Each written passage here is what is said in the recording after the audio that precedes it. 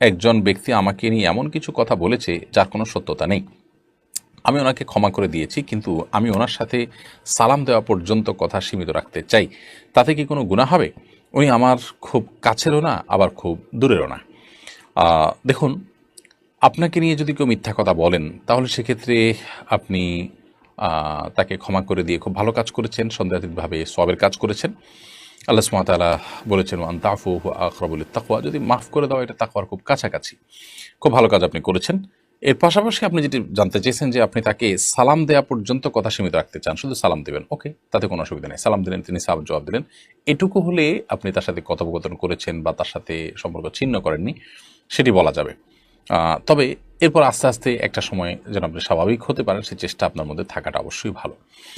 তবে সালাম দিলে আপনি তাকে আর বয়কট করেছেন এটি বলা যাবে না, বা কথা বন্ধ রেখেছেন সেটি আর বলা যাবে না, এবং আপনি দায়মুক্ত থাকবেন ইনশাআল্লাহু তাআলা।